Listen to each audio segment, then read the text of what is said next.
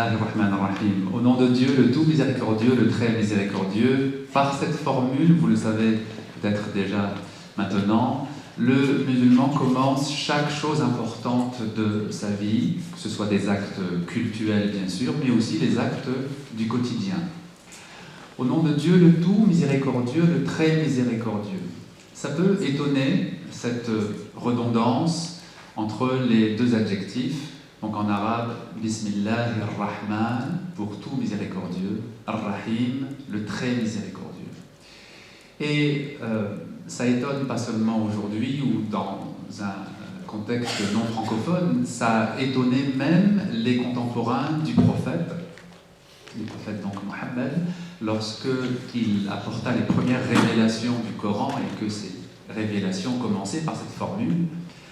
Ça a étonné donc les Arabes de son époque, qui lui disaient Ar-Rahim, ce qu'on traduit par très miséricordieux, nous comprenons bien ce que cela veut dire, mais Rahman, que nous traduisons nous, faute de mieux par tout miséricordieux, qu'est-ce que ça peut bien vouloir dire?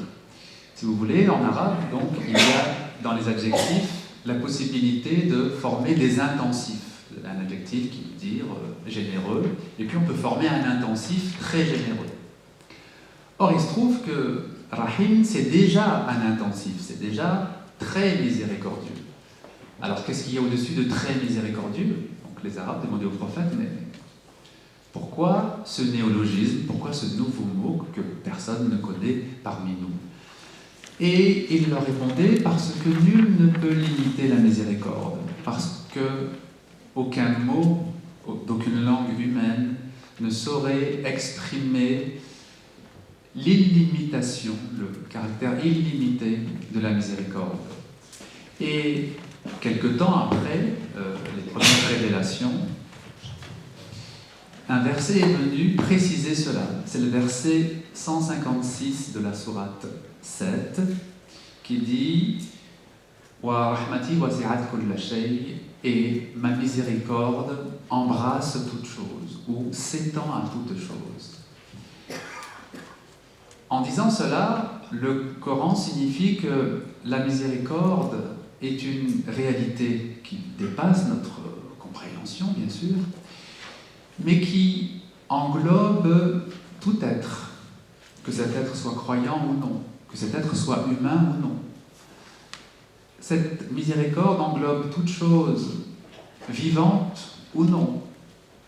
Et encore, quand on dit non vivante, pour l'islam, toute chose est vivante, même les pierres sont vivantes. Et le prophète lui-même disait qu'il avait pu vivre certains miracles où des pierres lui ont parlé, et quand on lui a demandé mais comment est-ce possible, il a dit parce qu'elles sont vivantes, mais vous ne comprenez pas leur vie. Elles font la louange du Seigneur, mais vous ne comprenez pas ou vous n'entendez pas cette louange. Alors cette miséricorde, donc, dont le verset 756 nous dit qu'elle s'étend à toute chose, comment la comprendre? De quelle réalité s'agit-il? En islam, il y a 99 noms divins. On reconnaît 99 noms divins, 99 attributs, 99 perfections qui appartiennent donc à Dieu. Et ces noms divins expriment donc, par exemple, la toute-puissance, l'omniscience, le pardon, la générosité et évidemment la miséricorde. Mais ils ne sont pas toutes ou tous sur le même plan. On ne peut pas dire que tous les attributs divins sont considérés sur un même plan en islam. Les deux premiers attributs que tout musulman se doit de citer avant toute chose, c'est Rahman, Rahim, le tout miséricordieux, le très miséricordieux.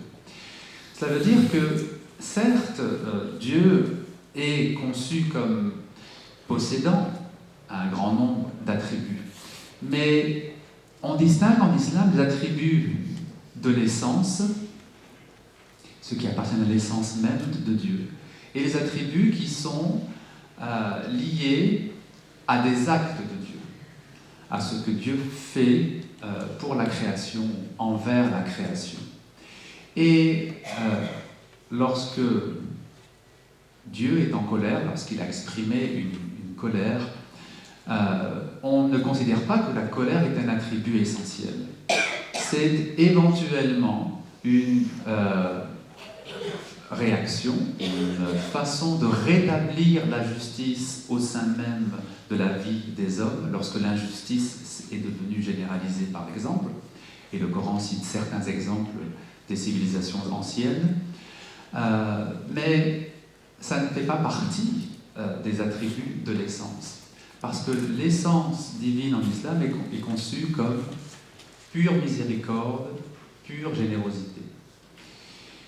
Et il est très donc important de comprendre que pour le musulman, quand il considère qu'il peut s'approcher de Dieu par ses noms, par ses attributs, eh bien, le choix des attributs va être très important parce que ça va déterminer son lien avec son Créateur. Lorsque le prophète voulut donc faire comprendre l'importance de la miséricorde à ses premiers disciples, il utilisa la parabole.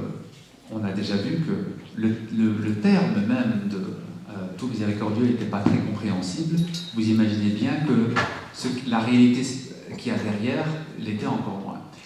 Et il est passé par des paraboles, donc par des images, pour pouvoir leur permettre d'accéder ou de goûter à quelque chose de la réalité de la miséricorde. Et un jour qu'il s'était mis, ou qu'il avait l'intention de leur parler de la miséricorde, lui et ses compagnons voient devant eux une chatte qui s'élance pour aller chercher son petit au milieu d'un feu. Son petit est prisonnier d'un feu. Et elle s'élance, elle entre dans cet endroit qui était en flamme, attrape son petit et le prend par la peau du dos et le fait sortir, au risque même de sa vie.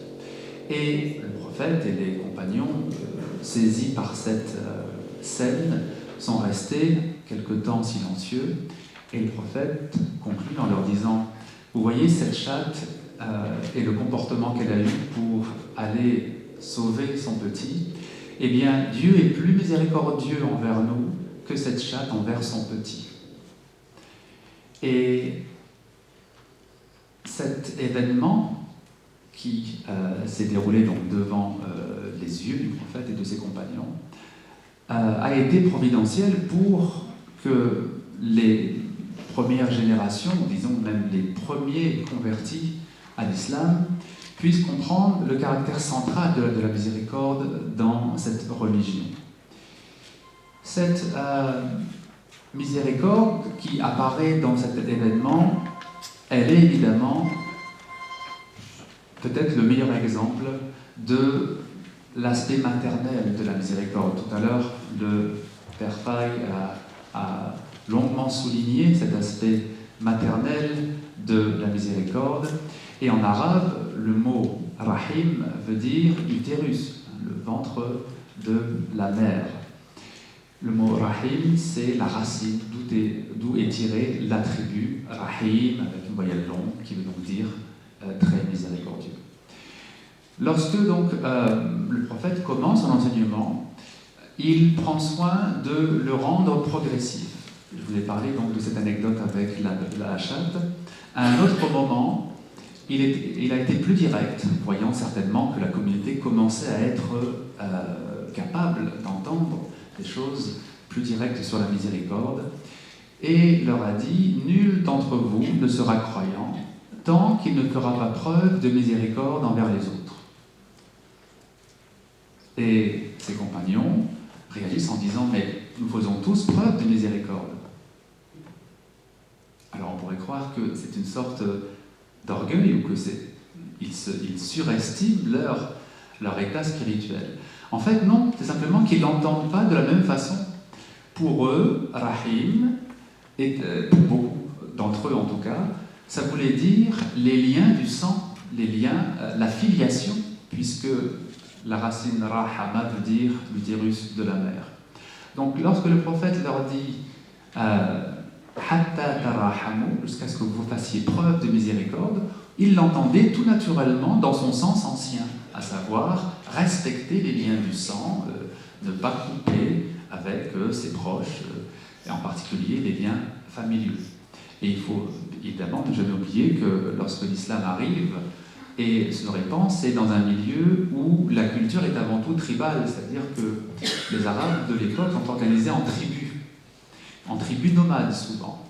Et pour une tribu nomade, la condition même de survie, c'est le respect des liens du sang, c'est le ciment, c'est le seul ciment face à ces conditions de vie où on change de lieu très régulièrement, où il n'y a pas de civilisation, il n'y a pas de culture écrite, c'est une culture de l'oral.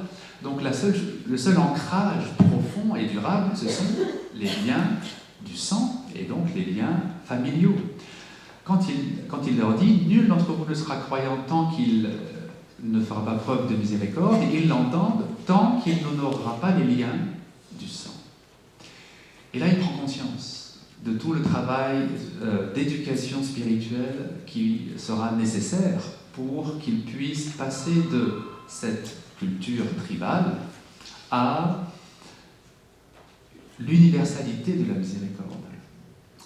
Et il leur dit, face à cette réaction, nous faisons tous preuve de miséricorde. Non, il ne s'agit pas de cela. Je ne parle pas de cela. Je ne parle pas du lien qui vous unit à vos proches. Mais je parle de cette compassion pour tous les hommes. Je parle de la compassion universelle. Et là donc, il prend son auditoire à contre-pied.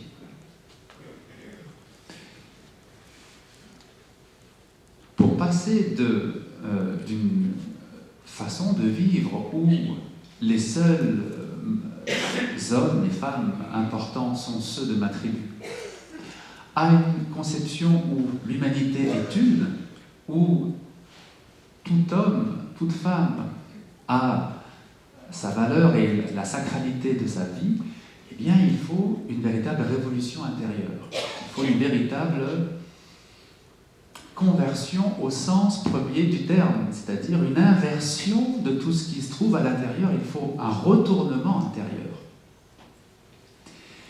Et les premières révélations, disons dans les premières années, insistent énormément sur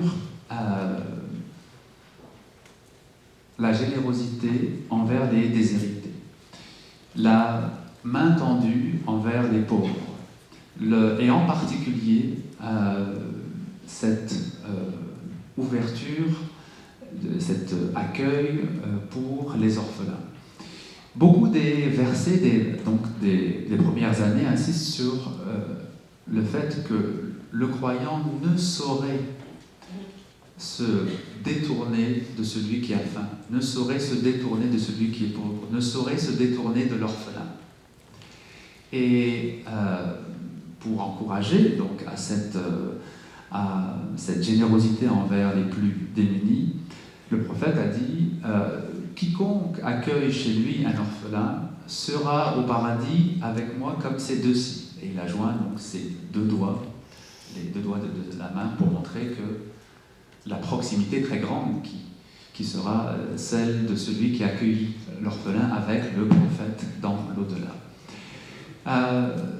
Cette éducation des premiers temps, des premières années où le lien à Dieu passe en grande partie par la générosité envers l'autre qui est notre semblable, a eu pour effet de faire oublier, ou disons de faire disparaître les réflexes tribaux dont pouvaient être marqués les premiers convertis à l'islam. Et les a aidés très certainement à comprendre l'universalité de la miséricorde. Lorsque il s'agit de faire preuve de miséricorde envers les autres, il est nécessaire pour le croyant de pouvoir puiser dans son lien avec Dieu pour nourrir cette miséricorde.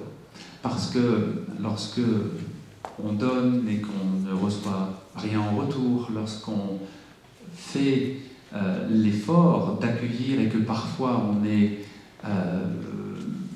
non pas qu'il faille attendre un retour, mais disons que lorsque celui qui se montre généreux est par exemple accusé d'être intéressé ou de le faire pour se montrer ou d'être meilleur que les autres, évidemment il y a cette difficulté de continuer à être toujours aussi ouvert et miséricordieux. Et pour dépasser cela, il faut, enseigne l'islam, nourrir sa propre miséricorde envers les autres à la source divine de la miséricorde. Et pour pouvoir nourrir cette vie spirituelle ancrée dans la miséricorde, le prophète a enseigné deux pratiques de rites, disons, qui sont comme des façons de reprendre contact, de renouer avec la miséricorde elle-même, avec la source de la miséricorde. C'est d'abord la prière qu'on appelle Al-Fatiha, celle qui ouvre, et aujourd'hui c'est le premier chapitre du Coran, c'est la première sourate du Coran, et puis la répétition ou l'invocation des noms divins de miséricorde, Ar-Rahman, Ar-Rahim. Ces deux pratiques qui peuvent se pratiquer par la prière ou par le chapelet, par la répétition de cette formule grâce au chapelet, ont été soulignés par le prophète comme la condition sine qua non pour pouvoir continuer à être miséricordieux malgré l'ingratitude à laquelle on peut faire face, malgré les difficultés, malgré l'hostilité, malgré même la persécution que l'on peut vivre. Et la communauté musulmane, la première communauté musulmane, pendant les 13 premières années, a vécu sous la persécution des riches de la Mecque, qui voyaient au contraire cette insistance sur la miséricorde comme un danger pour eux. La plupart des tribus arabes étaient nomades, mais les gens de la Mecque étaient sédentaires et les riches de la Mecque étaient de très riches commerçants qui vivaient donc dans l'opulence et dans la richesse, et évidemment avec aucun partage de cette richesse. C'était quelques familles qui se transmettaient la richesse de génération en génération. Quand l'islam arrive, qu'il insiste sur le partage et la miséricorde, ils voient cela comme un danger. Et ils se disent, mais cette nouvelle religion et cette doctrine va supprimer nos privilèges, va nous empêcher de pouvoir perpétuer notre mode de vie, celui qui est le nôtre depuis des siècles. Et donc, ils ont été évidemment persécutés par ces riches mécois. Donc le prophète enseigne que la miséricorde est une réalité divine, certes, mais il faut toujours à nouveau s'y rattacher, il faut toujours à nouveau s'y replonger si l'on veut pouvoir demeurer capable d'être miséricordieux. Et la façon la plus directe, a-t-il enseigné, c'est la prière et l'invocation. Alors, cela ne veut pas dire que ce soit suffisant. Cela ne veut pas dire qu'il suffirait de prier ou de réciter son chapelet pour pouvoir se remplir de miséricorde et ensuite réussir à faire preuve de miséricorde envers les autres. Cela veut dire que c'est une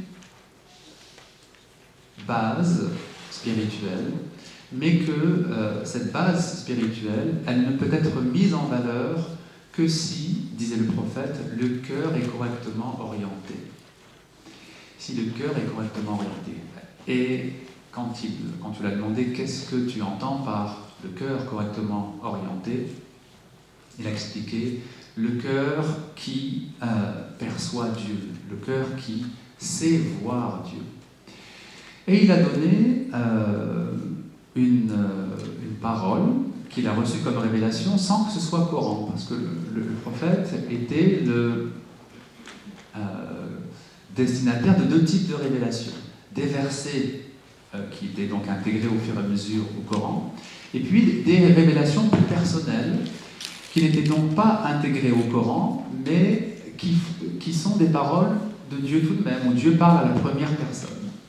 Et il leur a dit, Dieu dit, ou Dieu dira, en arabe c'est intemporel, en français on est obligé de choisir un présent ou un futur, mais en arabe, pour le futur et le présent c'est le même temps, c'est un seul et même temps, si bien que ça englobe les deux. Donc Dieu dit, ou Dieu dira, le jour du jugement, je t'ai demandé à manger et tu ne m'as pas nourri. Et l'homme dira au Seigneur, comment peux-tu avoir faim, toi qui as créé les cieux et la terre? Et le prophète continue, Dieu dira, ne sais-tu pas que mon serviteur un tel a eu faim et tu ne l'as pas nourri? À un autre, il dira, je t'ai demandé à boire et tu ne m'as pas abreuvé. Ô Seigneur, toi qui es le créateur des cieux et de la terre, comment peux-tu avoir soif? Ne sais-tu pas que mon serviteur un tel a eu soif et tu ne l'as pas abreuvé? J'ai été malade et tu ne m'as pas rendu visite. Même réponse de ce serviteur. Et Dieu lui dira, ne sais-tu pas que mon serviteur un tel a été malade? Si tu lui avais rendu visite, tu m'aurais trouvé auprès de lui. Alors cette parole, évidemment pour vous, elle rappelle une parole que Jésus prononce lui-même, évidemment. Cette parole, en fait, a beaucoup surpris les musulmans, les premiers musulmans, parce que elle est à la première personne. Dieu dit, j'ai eu faim, j'ai eu soif, j'ai été malade. Et le fait de s'approprier la faim qu'évidemment le Créateur des cieux et de la terre ne peut pas avoir en lui-même, mais qui se l'approprie et qui se l'applique tout de même à lui-même, la soif, la maladie, c'est l'exemple suprême, ou disons, l'expression suprême de la miséricorde. Tout à l'heure, le Père Faye nous a parlé de des entrailles qui bougent et qui sont touchées par la souffrance. Ici, effectivement, on voit bien dans ce hadith Qudsi, donc on appelle ça non pas Coran, mais hadith Qudsi, ce qui veut dire parole sainte. On voit très bien que l'identification de Dieu à la créature dans ce cas-là est extrêmement forte, extrêmement parlante. Dieu, dans sa perfection, accepte de se mettre dans l'imperfection humaine. Dieu, dans son élévation, accepte de se mettre dans la petitesse humaine. Et à travers donc ce que je vous évoque, vous pouvez voir comment progressivement l'enseignement du prophète a permis aux premières générations de musulmans de pouvoir assentir le mystère de la miséricorde. Il y a un mystère qui demeure. Comment celui qui n'a besoin de rien, qui se passe de tout, comment est-il possible qu'il se mette à la place de la créature? On dit souvent en islam que l'amour de Dieu pour les hommes est plus mystérieux que l'amour des hommes pour Dieu. Pourquoi? Parce que les hommes aiment Dieu parce qu'ils lui doivent tout. Ils savent qu'ils sont faibles, ils savent qu'ils ne se sont pas créés eux-mêmes, ils savent qu'ils sont dans la finitude, ce sont des êtres finis, et ils ont besoin de leur Créateur. Mais Dieu n'a pas besoin de la créature. D'où le fait que son amour est mystérieux, et le fait que son amour est extrêmement précieux. Alors, non pas que l'amour de l'homme pour Dieu ne soit pas précieux, mais les mystiques et les théologiens de l'islam soulignent souvent qu'il y a parfois un mélange entre l'élan purement spirituel et puis l'intérêt personnel. Malgré tout, la créature a intérêt à se tourner vers son Créateur puisqu'elle est faible et faillible. Il n'y a évidemment aucun intérêt pour Dieu à se tourner vers la créature, si ce n'est son pur amour, sa pure miséricorde, son pur don. Elle n'est pas par intérêt, mais par pur amour et pur don. Alors, Rabi'a al-Adawiya, qui est donc une sainte du 8e siècle, est devenue celle qu'on a appelée le chantre du pur amour, celle qui qui souhaitait que l'on aime Dieu par pur amour, comme Dieu nous aime par pur amour. Et on dit qu'elle se promenait dans les rues de Bagdad avec un seau d'eau à la main et une torche aussi à la main. Et alors, quand on lui demandait, mais à quoi sert ce seau d'eau et à quoi sert cette torche, elle disait, ce seau d'eau c'est pour éteindre les flammes de l'enfer, et cette torche c'est pour brûler les délices du paradis, afin que l'on puisse aimer Dieu pour Dieu lui-même. Et dans cette ville de Bagdad, qui était capitale du monde musulman à l'époque, donc, elle a donné pendant de très nombreuses années son enseignement pour essayer d'amener le plus de personnes possibles vers ce qu'elle appelait le pur amour. Alors toujours est-il donc qu'on considère en islam que la miséricorde de Dieu est réellement la manifestation de son pur amour. Et le fait qu'il soit sensible et qu'il se rende sensible à la souffrance humaine dans cette miséricorde est un effet de son pur amour. Alors cette miséricorde, elle est un attribut divin en islam, je l'ai dit, mais elle est aussi une sorte de réalité spirituelle comparable à l'esprit. De la même façon que l'esprit peut descendre parmi les hommes, on enseigne en islam que la nuit du destin, qui est la 27e nuit du mois de Ramadan, les anges et l'esprit descendent parmi les hommes. De la même façon que l'esprit peut descendre, la miséricorde peut descendre aussi. Et à ce moment-là, elle est assimilée à l'esprit.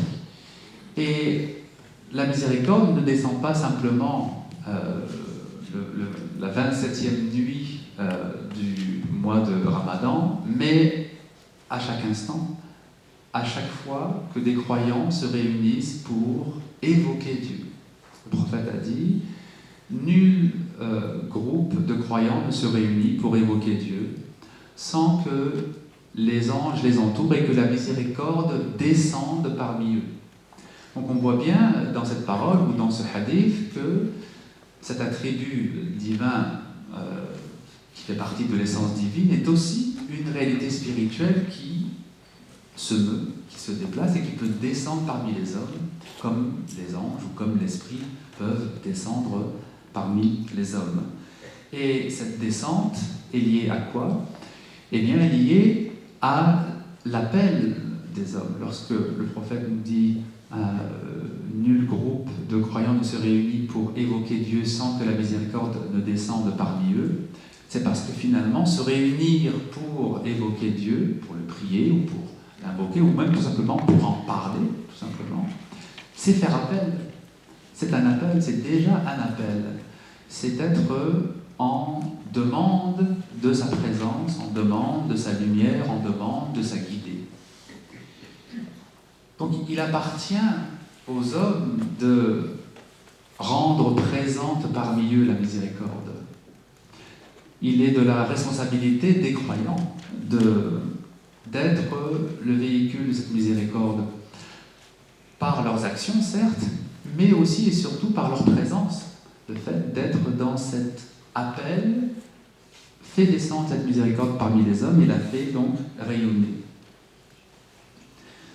Alors, une des grandes difficultés spirituelles que souligne l'islam, c'est la difficulté de rester dans une attitude spirituelle face à l'épreuve, face notamment à la souffrance. Et cette difficulté, on en a parlé un peu tout à l'heure, en disant que la prière et que l'invocation pouvaient soutenir le croyant. Mais ça n'est pas suffisant non plus. Le prophète disait « la foi n'est parfaite ». Alors cette fois-ci, il n'a pas dit « nul n'est croyant », parce qu'il avait souvent deux formules. « Nul n'est croyant », tout à l'heure le Père Faye a cité un hadith qui dit « nul n'est croyant tant qu'il n'aime pas pour son frère ce qu'il aime pour lui-même ». Ça c'est une de ses formules. Et puis il a une autre formule où il dit « nul n'a la foi complète, la foi totale, la foi parfaite. Mustakmil al-iman en arabe, c'est-à-dire une foi qui n'est pas partielle.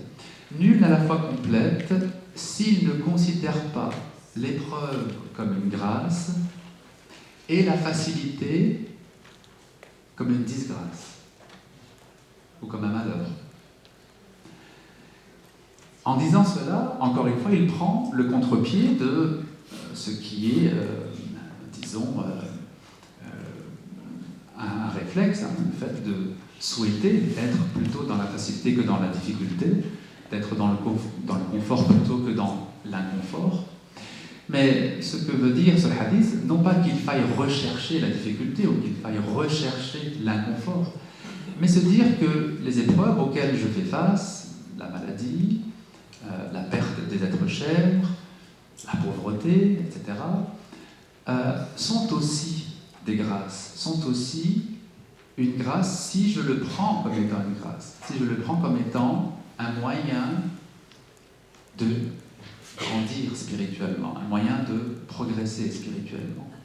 Et j'ai entendu il y a quelques semaines l'exemple d'une personne qui se disait sans foi, qui se disait donc athée. Cette personne avait eu un cancer et était vraiment à l'article de la mort. Je pense qu'elle a dû mourir 2-3 jours après son témoignage.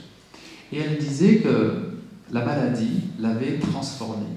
Alors elle ne parlait pas de Dieu, mais elle parlait de transformation intérieure et elle disait c'est la maladie qui m'a permis de sortir de ma vie superficielle. C'est-à-dire que cette personne racontait qu'avant la maladie, le seul objectif de sa vie était de s'amuser, de se distraire, de passer le plus de temps possible à ce qui lui semblait être profiter de la vie.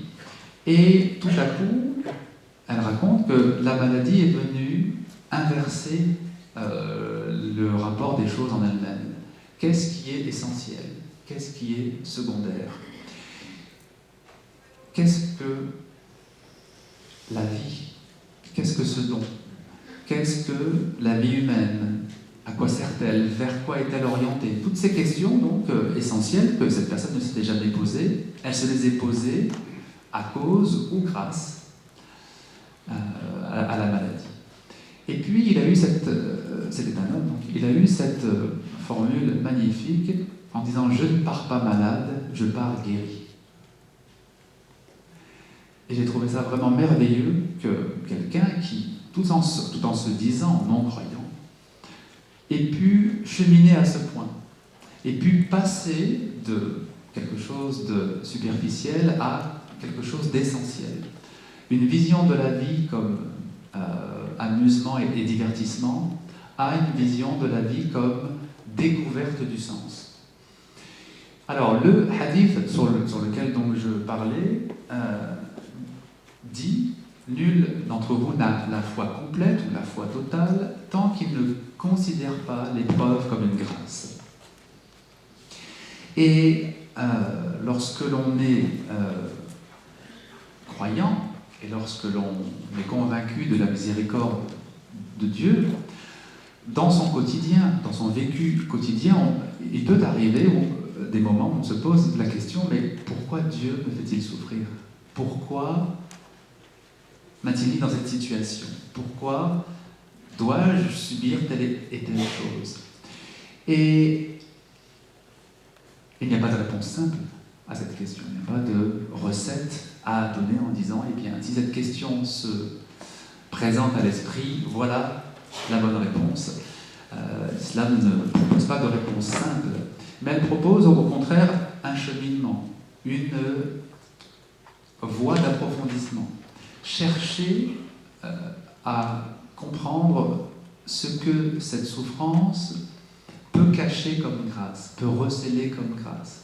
Comprendre non pas qu'il ne faille pas chercher à sortir de la difficulté, mais que tant que la difficulté est présente, au lieu d'en être simplement victime, il faut être aussi acteur de sa vie spirituelle et se dire peut-être que Dieu dans sa miséricorde a essayé de m'élever par une autre voie que je n'ai pas compris.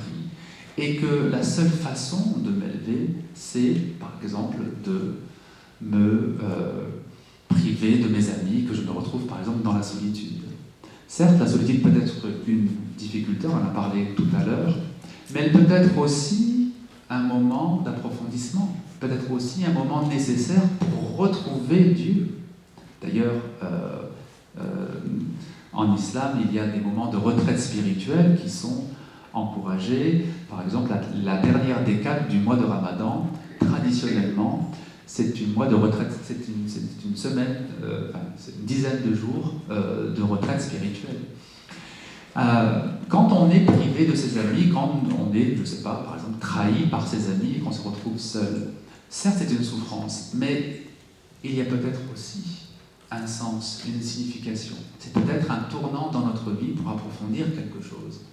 C'est en ce sens donc que je disais que l'islam ne propose pas de réponse toute simple à la souffrance humaine, mais plutôt un chemin d'approfondissement, de réflexion, de méditation sur le fait que Dieu étant tout miséricordieux, très miséricordieux, dans tout ce qu'il nous permet de vivre, il y a possibilité pour trouver sens et signification, pour trouver force dans son lien avec lui, au-delà de ce que nous pouvons comprendre. J'ai commencé mon exposé en disant que le mot même Rahman n'était pas compris par les Arabes de l'époque, et je conclurai par le fait que la notion de miséricorde nous dépasse, et c'est très bien ainsi. Elle nous dépasse parce qu'elle est infiniment plus grande que nous, et que c'est ce vers quoi nous devons aller, ce à quoi nous devons ouvrir notre cœur, sans prétendre la posséder, sans prétendre dire cette qualité, je l'ai, je la possède, je l'ai réalisée. Elle nous dépasse toujours et nous inonde toujours. Et je terminerai par ce hadith, et encore une fois, vous verrez à quel point l'enseignement du prophète prenait à contre-pied ses auditeurs. Nul d'entre vous n'entrera au paradis par ses actes. Alors, les compagnons interrogent le prophète. Bon, certes, nous, nos actions sont très imparfaites, donc on comprend. Mais toi, ô prophète, tu n'entreras pas au paradis, même avec tes actes. Et il a dit non, même moi, je n'entrerai pas au paradis par mes actes. Mais je serai couvert ou recouvert par la miséricorde de Dieu. Je serai enveloppé, plus précisément, par la miséricorde de Dieu. Et donc, à travers ce dernier hadith, on voit bien effectivement que c'est une réalité qui dépasse le croyant et vers laquelle le croyant doit toujours à nouveau aller, malgré les difficultés, malgré les épreuves de la vie, malgré les mille et une bonnes raisons que nous aurions de cesser d'être miséricordieux, évidemment fausses bonnes raisons. Malgré tout cela, la miséricorde reste l'océan infini vers lequel ou dans lequel doit se plonger le croyant, lequel renouvelle quotidiennement donc sa foi en cette miséricorde. Et je vous remercie.